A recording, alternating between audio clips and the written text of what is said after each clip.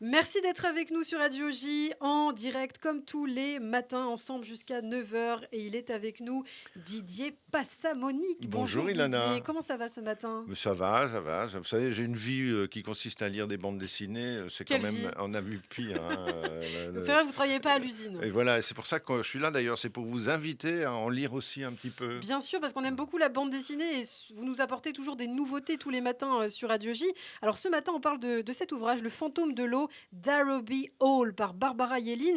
Il est indiqué un conte de Noël victorien en couverture. L'aspect Noël ou Hanouka n'est pas exactement apparent, hein. En effet, Ilana, c'est pas vraiment un album pour célébrer le solstice d'hiver. C'est même plutôt une histoire pour faire peur, hein. Mais c'est un album fascinant, une histoire de maison hantée, merveilleusement dessinée par Barbara Yellin, à qui l'on doit notamment Irmina, qui était le prix Artemisia de la bande dessinée féminine en 2014. L'argument a été inventé par l'écrivain John Kendrick Banks en 1884 sous le titre A Victorian Christmas Spirit Story. Donc c'est bien d'époque, hein, c'est le spiritisme, c'est la grande époque du spiritisme, des fantômes. Et donc Banks est un journaliste, hein, il a été brièvement homme politique et surtout rédacteur en chef de journaux importants. Il était connu pour ses nouvelles fantastiques et son humour caustique et ravageur. Il y a quelque chose d'Oscar Wilde dans sa façon de raconter. Je parle du Wilde, du fantôme de Canterville, Alors hein. qu'est-ce qui distingue ce fantôme-là de celui-ci justement? Ouais, l'originalité, c'est que ici, l'esprit tapageur se transforme en eau et s'insinue partout dans la pièce qu'il hante.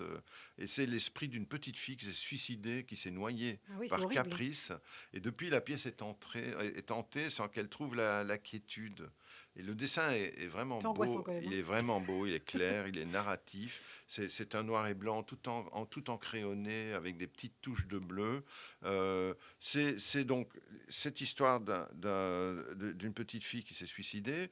Et il n'y a jamais, à aucun moment, un effet gore, comme on a souvent dans les histoires de fantômes Ouais. au cinéma ou ailleurs. Il y a même pas, c'est même pas du spectaculaire.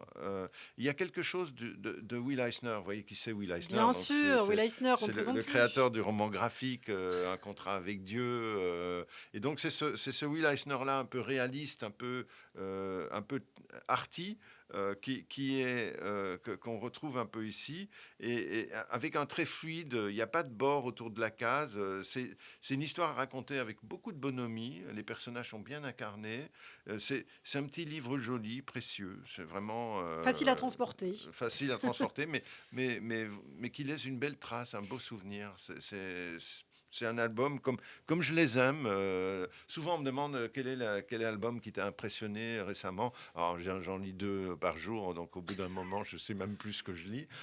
Et là, ça fait partie de ces livres Très bien. Eh bien, qui laissent vous nous le une conseillez. petite trace dans le Le souvenir. fantôme de l'eau d'Arrowby Hall par Barbara Yellin, Les Aventuriers de l'étrange, hein, c'est la L'éditeur maison, s'appelle Les c'est la maison Aventuriers de d'édition. l'étrange. Ils font des beaux livres, hein. Eh bien, merci beaucoup Didier Passamonique, qu'on retrouve bien sûr au quotidien sur Radio J du lundi au jeudi et un billet à retrouver en podcast sur notre site internet radioj.fr, également en vidéo Voilà. sur notre chaîne YouTube. Un dernier Et mot c'est pas Didier. inutile de liker, de Voilà, de partager liker et de la partager. vidéo, les podcasts, tout ça c'est nécessaire. On a vraiment besoin de ça aussi pour que notre émission soit le plus connue possible partout. Eh bien voilà, merci beaucoup Didier Passamonique. Le mot de la fin, on vous retrouvera demain sur Radio J.